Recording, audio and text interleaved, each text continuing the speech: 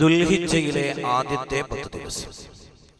ഈ ദുൽഹിജ്ജയിലെ ആദ്യത്തെ 10 ദിവസത്തിൽ വളരെ പ്രത്യേകതയുള്ളത് കൊണ്ട് തന്നെ എല്ലാ ദിവസവും ദുൽഹിജ്ജ 1 മുതൽ 9 വരെയുള്ള ദിവസം വൽ ഫജ്രി വലയാലിൻ അശ്ർ വശഫഇ വൽ വത്ർ എന്ന സൂറത്ത് എല്ലാ ദിവസവും ഓതുക എന്നത് വലിയ പുണ്യമാണെന്ന് അഷ്റഫുൽ ഖൽഖ് മുഹമ്മദ് മുസ്തഫ. രണ്ടാമതൊന്ന് സൂറത്തുൽ ഇഖ്ലാസ് ആ ദിവസങ്ങളിൽ ദൈനംദിനം അധികരിപ്പിക്കുക എന്നത്. ഒരു ദിവസം തന്നെ 100ഉം 200ഉം 1000ഉം 10000ഉം അങ്ങനെ എത്രയും അധികരിപ്പിക്കുക എന്നതും വലിയ സുന്നത്താണെന്ന് പരിശുദ്ധ റസൂൽ സല്ലല്ലാഹു അലൈഹി വസല്ലം തങ്ങൾ പഠിപ്പിക്കുന്നു.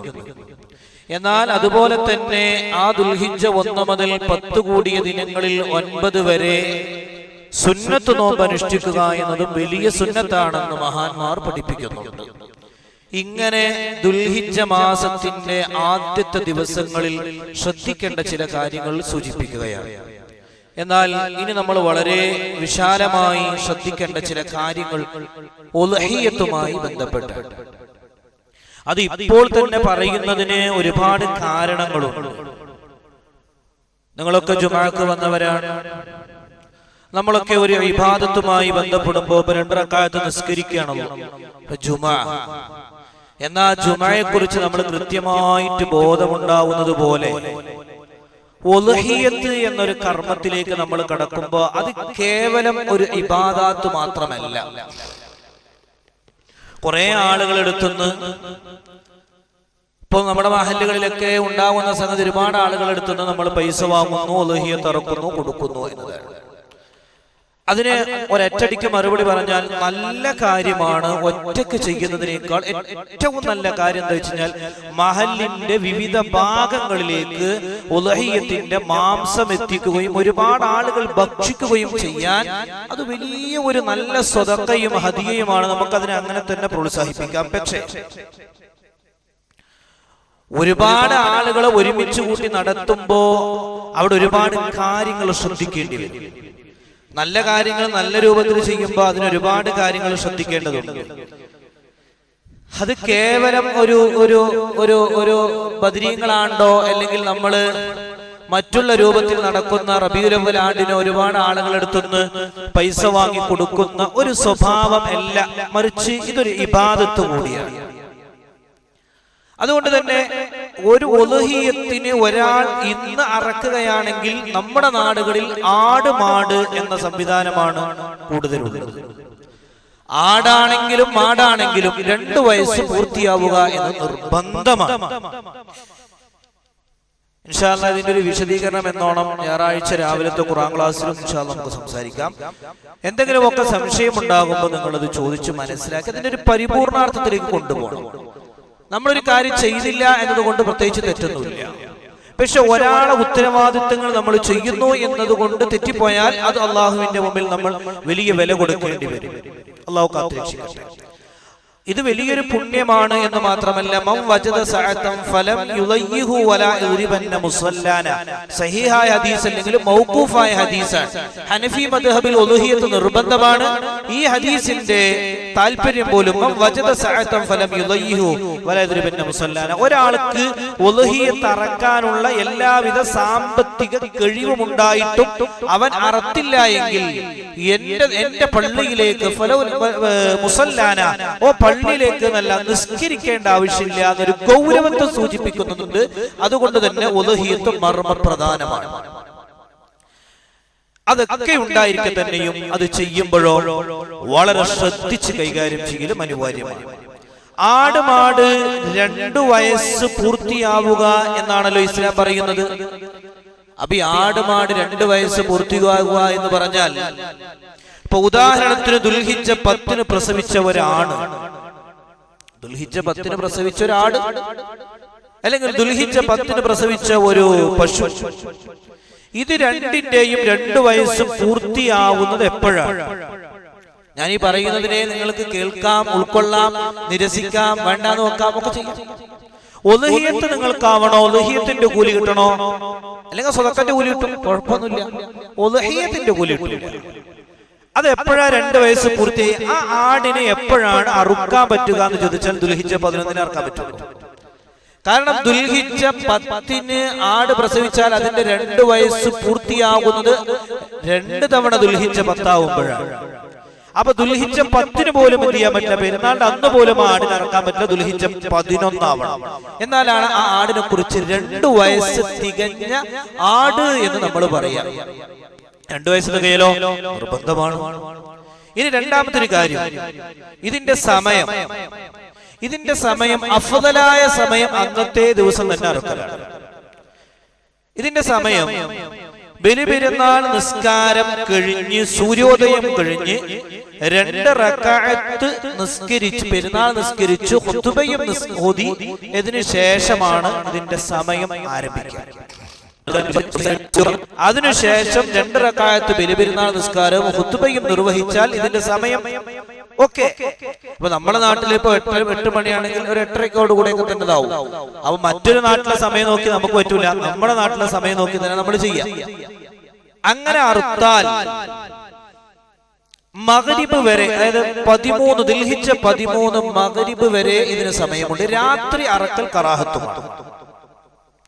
ഇങ്ങനെയാണ് അതിന്റെ സമയപരിധി.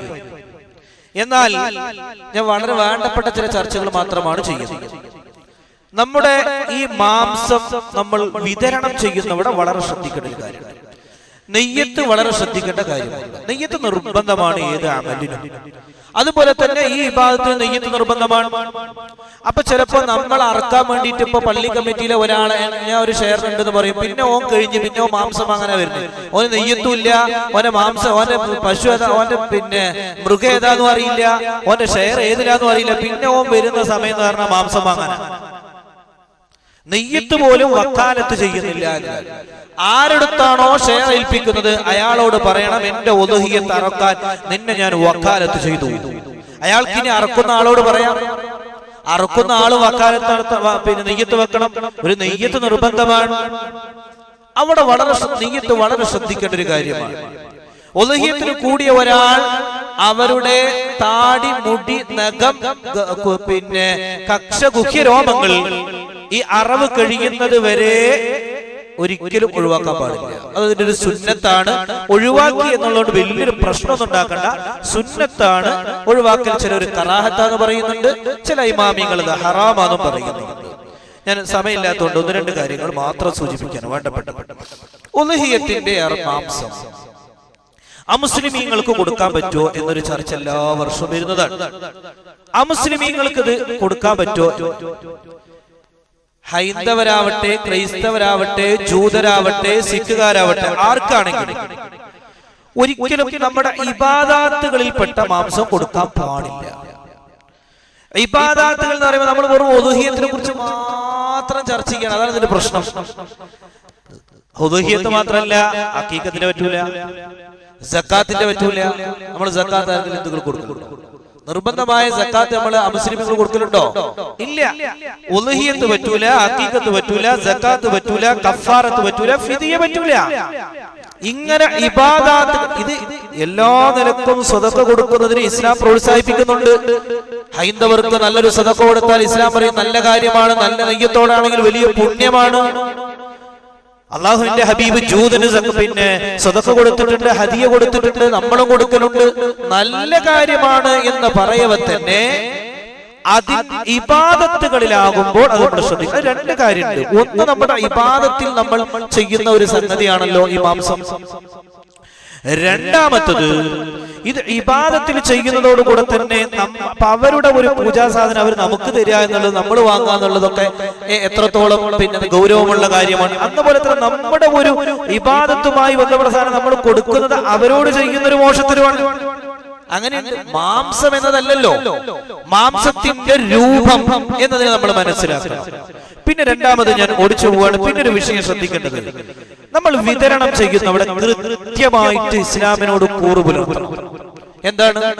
ഞാൻ ഒരു മൃഗത്തിൽ ഉദ്ഹിയ്യത്തുണ്ടെങ്കിൽ അത് സുന്നത്തായ ഉദ്ഹിയ്യത്താണെങ്കിൽ എനിക്ക് ആ ഉദ്ഹിയ്യത്ത് അറക്കണമെങ്കിൽ, ആ ഉദ്ഹിയ്യത്താവണമെങ്കിൽ എന്റെ മാംസത്തിൽ നിന്ന് നിർബന്ധമായും ഒരു 600 ഗ്രാം ഫക്കീറിന് പോവണം. അല്ലെങ്കിൽ അത് ഉദ്ഹിയ്യത്തേ അല്ല. ഞാനിപ്പോ 7 ഷെയറാണല്ലോ പാടാ, 7-നേക്കാൾ പാടില്ല. ഒരു മൃഗത്തിൽ 7 ഷെയറേ പാടുള്ളൂ. ഇനി ഷെയർ വാങ്ങിയ ആൾ ഒരു 7,000 8,000 ആണെങ്കിൽ പിന്നെ ഞാൻ വീണ്ടും ഒരു 4,000 വേറൊരാളെ കൂട്ടാൻ പറ്റൂല. അപ്പൊ 8 ഷെയറായി, അത് ബാത്തിലാവും. ഈ 7 ഷെയർ ഉള്ള ഞാൻ, എനിക്ക് മാംസം കിട്ടുമ്പോ നമ്മൾ ഓരോരുത്തരും ചെയ്യേണ്ട കാര്യം എന്താ വെച്ച് കഴിഞ്ഞാൽ, ഒരു 1/2 കിലോ, ഒരു 600 ഗ്രാം, ഇത്ര ഇത്തിരി എന്ന് പറയുന്നത് ഒരു 600 ഗ്രാം ഒരു ഫക്കീറിനോ മിസ്കീനോ നമ്മൾ കൊടുക്കണം. എന്നാൽ അത് ഉദഹിയത്താവുള്ളൂ. ഇനി ഒരു ഉദഹിയത്തിന്റെ മൃഗത്തിന് എന്ത് ചെയ്താൽ മതി, ആ ആളുകൾ എന്ത് ചെയ്താൽ മതി, ഒരു ഉദഹിയത്തിന്റെ മൃഗത്തിന് കുറച്ച് ഇറച്ചി ഒരു 600 × 7 വെച്ചിട്ട് എത്രയാണോ കിട്ടുന്നത് അത് മാറ്റിയിട്ട് ആ ടീം ഏതെങ്കിലും ഒരു ഫക്കീറിന് എത്തിച്ചു കൊടുത്താൽ മതി. ആ നാട്ടിലുള്ള ഫക്കീറിനാവണം, അല്ലെങ്കിൽ അത് ഉദഹിയത്താവില്ല. വളരെ ശ്രദ്ധിക്കേണ്ട ഒരു കാര്യം. രണ്ടാമത്തെ ഒരു കാര്യം, ഉദഹിയത്തിൽ 2 തരം 3 തലങ്ങളാണ് ഉണ്ടാകുക. ഒന്ന് ഉദഹിയത്തിന്റെ ഇറച്ചിയാവും, രണ്ടാമത്തത് അത് പിന്നെ നേർച്ചയുടെ മാംസമാവും, മൂന്നാമത്തത് അഖീഖത്തിന്റെയും വരാം. ഈ 3ഉം ഒരു ഉദഹിയത്തിൽ പറ്റും, 3ഉം കൂടെ പറ്റൂല, ഏതെങ്കിലും ഒന്നേ പറ്റും. ഈ 3ഉം ശ്രദ്ധിക്കേണ്ട ഒരു കാര്യം, ഉദ്ഹിയത്ത് നേർച്ചയാക്കിയതാണെങ്കിൽ ഒരു കാരണവശാലും അതിൽ നിന്ന് ഈ കുടുംബം എടുക്കാൻ പാടില്ല. രണ്ടാമത്തത് അത് ഫക്കീറന്മാരിലേക്ക് എത്തിക്കാൻ നമ്മൾ ശ്രദ്ധിക്കുകയും വേണം. നിർബന്ധമായിട്ട് അത് ഫക്കീറിലേക്ക് എത്തിക്കാൻ നമ്മൾ ശ്രദ്ധിക്കുകയും വേണം. ഞാൻ ഇങ്ങനെയൊക്കെ പറയുമ്പോ ടോട്ടലി നിങ്ങളെ മനസ്സിലുള്ള ഇങ്ങനെയൊക്കെ ഏക പിന്നെ പ്രശ്നമാണെങ്കിൽ ഇത് നടത്തണ്ട എന്നങ്ങോട്ട് തോന്നും. ഇങ്ങനെയൊക്കെ നടത്തുമ്പോഴാണ് അതിന്റെ പരിപൂർണമായ പ്രതിഫലം നമുക്ക് ലഭിക്കുകയുള്ളൂ. വളരെ ശ്രദ്ധിക്കേണ്ട കാര്യം. ഈ വിതരണം ചെയ്യുന്നവിടെ ഫക്കീർ എന്നതൊരു മാനദണ്ഡമാണ്, മിസ്കീൻ എന്നതൊരു മാനദണ്ഡമാണ്. നമ്മൾ ചെയ്യുന്ന ഒരു കാര്യം എന്താ വെച്ചാൽ, നമ്മൾ ഇത്ര ഒരു പിന്നെ മൃഗത്തങ്ങൾ എടുത്തു കഴിഞ്ഞാൽ ആ മൃഗം എല്ലാം കൂടെ ഒരുമിച്ച് കൂട്ടി നമ്മൾ പലർക്കും കൊടുക്കണം. അതുകൊണ്ട് തന്നെ ചിലപ്പോ ഒരു മൃഗത്തിൽ നിന്ന് ഫക്കീറിലേക്ക് എത്താത്ത ഒരു സാഹചര്യം ഉണ്ടായാൽ, അപ്പൊ ഇതിനെന്താ ഏറ്റവും നല്ല വഴി എന്താ വെച്ചാൽ, ഓരോ മൃഗത്തിൽ നിന്നും ഫക്കീറന്മാർക്ക് കൊടുക്കാൻ വേണ്ടി ഒരു അല്പം മാറ്റി വെച്ച് അത് ഫക്കീറന്മാരിലേക്ക് എത്തിച്ചാൽ മതി. അല്ലെങ്കിൽ നമ്മൾ കൊടുക്കുന്ന 7 ഷെയർ കൂടി ആളുണ്ടാവും, ആ ആൾക്ക് കൊടുക്കുന്ന ഇറച്ചിന്റെ അടുത്ത് പറയാം, നീ ഇതൊന്ന് അല്പം ഫക്കീറിന് കൊടുക്കണം എന്ന് പറയാം. ഏറ്റ ആളുകൾ ഉത്തരവാദിത്വം തീർന്നു. ആ കൊടുക്കുന്ന ആളുകൾ ആർക്കെങ്കിലും, നാട്ടിൽ ആർക്കെങ്കിലും ഫക്കീറന്മാർക്ക് കൊടുത്താൽ മതി, കുഴപ്പമൊന്നുമില്ല. ഇങ്ങനെ വിതരണം ചെയ്യുന്നവിടെ ശ്രദ്ധിച്ചില്ലെങ്കിൽ നമ്മുടെ ഉദ്ഹിയത്തിന്റെ പരിപൂർണാർത്ഥത്തിൽ എത്തൂല. ഇതിന് കീലിയും വക്കാൽ പിന്നെ തീലിയും അതിന്റെ അപ്പുറത്തേക്ക് അഭിപ്രായങ്ങൾ വേറെ എവിടെയെങ്കിലും ഉണ്ട്, തേടിപ്പോണ്ട. ഇതിന്റെ സൂക്ഷ്മമായ മുഹത്തമതായ അഭിപ്രായം ഇങ്ങനെ മാത്രമേ ഉള്ളൂ. ഇനി എവിടെയെങ്കിലും ഏതെങ്കിലും മഹാന്മാർ പിന്നെ എവിടെയൊക്കെ ഉണ്ടല്ലോ, കോഴി അർത്താലും ഉദ്ഹിയത്ത് സഹിയാവെന്ന് പറയുന്ന ഒരു വർത്താനുണ്ട്. അന്ന് പോലെ എവിടെയെങ്കിലും എന്തെങ്കിലുമൊക്കെ ഒരു ഉടായ്പ മസല ഉണ്ടെങ്കിൽ അത് നമ്മൾ പിടിക്കാൻ നിൽക്കണ്ട. കാരണം ഇതൊരു വലിയ 10,000 ചെലവാക്കി ചെയ്യുന്ന കാര്യമാണ്, ലക്ഷങ്ങൾ ചെലവാക്കി ചെയ്യുന്ന കാര്യം. അത് തന്നെ അങ്ങനെ തന്നെ ചെയ്യണം. ഇന്നലെ എന്നോട് മഹലിൽപ്പെട്ട ഒരാൾ ചോദിച്ചു, 7 തവണ ഉദ്ഹിയത്ത് അർത്താലല്ലേ ഉദ്ഹിയത്താവുള്ളൂ, 7 തവണ ഷെയർ കൂടുക? അങ്ങനല്ല, അതൊരു കുറിപ്പരിപാടി, നറുക്ക് പരിപാടി ഒന്നുമില്ല. 7 തവണ അടക്കണമെന്നില്ല. ഒരു തവണ ഒരാൾ അർത്താൽ തന്നെ ഒരു ഷെയർ ഒരാൾ അർത്ത് 8,000 രൂപയായിരിക്കും ഇവിടെ ഉണ്ടാവുക. 8,000 രൂപ കൊടുത്തിട്ട് ഒരാൾ ഒരു തവണ പിന്നെ ബലിപെരുന്നാൾക്ക് അർത്താൽ തന്നെ എന്തായി, അയാളെ ഉദ്ഹിയത്ത് അയാളിൽ നിന്ന് വീട്ടി. മരണപ്പെട്ടവർക്ക് ഉദ്ഹിയത്ത് അറക്കാൻ പറ്റുമോ? പറ്റുന്നൊരു രൂപമുണ്ട്. അയാൾ വസിയത്ത് ചെയ്താൽ എന്ന് പറഞ്ഞാൽ, ഉദ്ഹിയത്തിനെ മരണപ്പെടുന്നതിന് മുമ്പ് മകനെ ഞാൻ ഉദ്ഹിയത്ത് അറത്തിട്ടില്ല, എന്റെ ഉദ്ഹിയത്ത് അറക്കണമെന്ന് മരണപ്പെടുന്നതിന് മുമ്പ് വസിയത്ത് ചെയ്താൽ ആ വസിയത്ത് നടപ്പിലാക്കാം. അല്ലെങ്കിൽ മരണപ്പെട്ടു പോയ ആളുടെ പേരിൽ അറക്കാൻ പറ്റൂല, പക്ഷേ പ്രതിഫലത്തിൽ കൂറാക്കാം. എന്ന് പറഞ്ഞാൽ, ഞാൻ എന്റെ ഉദ്ഹിയത്ത് അറക്കുമ്പോൾ നമ്മൾ എന്ത് നെയ്യത്ത് വെക്കുക, എന്റെ ഉദ്ഹിയത്ത് ഞാൻ അറക്കുന്നു, പക്ഷെ എന്റെ ഇതിന്റെ പ്രതിഫലം എന്റെ പിതാവിന്, മരണപ്പെട്ടു പോയ പിതാവിന് നീ കൊടുക്കണേ എന്ന് പറഞ്ഞാൽ ആ പ്രതിഫലം കിട്ടും. അപ്പൊ ഇപ്പൊ ഉദ്ഹിയത്ത് അർത്ഥമെന്ന് ചോദിച്ചാൽ ഇപ്പൊ ഉദ്ഹിയത്ത് അർത്ഥ പോസ്റ്റിൽ ഇല്ല, പ്രതിഫലം കിട്ടും വെച്ചാൽ പ്രതിഫലം കിട്ടുകയും ചെയ്യും. അങ്ങനെയാണ് ഉദ്ഹിയത്ത് മരണപ്പെട്ട ആളുകളുമായി ബന്ധപ്പെട്ട ആളുകൾക്ക് ഉദ്ഹിയത്ത് അറക്കുമ്പോൾ ഉണ്ടാകുന്ന കാര്യങ്ങൾ. അങ്ങനെയാണ് നമ്മൾ ശ്രദ്ധിക്കേണ്ടത്. പിന്നെ വളരെ മറ്റൊരു കാര്യം, നമ്മൾ മൃഗം വാങ്ങുമ്പോൾ തന്നെ ഐബില്ലാത്ത മൃഗങ്ങളാവണം. ആ വിഷയം നമുക്ക് വിശദീകരിക്കാൻ സമയമില്ല. ഐബില്ലാത്ത ഒരു മൃഗത്തിന് ഐബില്ല എന്ന് പറഞ്ഞാൽ പോറലുകളില്ലാത്ത കോട്ടങ്ങളില്ലാത്ത നല്ല മൃഗത്തെ തന്നെ ഉളുഹിയ്യത്തിനായിട്ട് വാങ്ങുകയും ചെയ്യണം. ഇങ്ങനെയാണ് ഉളുഹിയ്യത്തിന്റെ ഒരു ചെറിയ രൂപത്തിലുള്ള കാര്യങ്ങൾ. ഇത് ഗൾഫിലുള്ള ആൾക്ക് വക്കാലത്താക്കാൻ പറ്റാൻ പറ്റില്ല എന്നുള്ള കുറെ ചർച്ചകൾ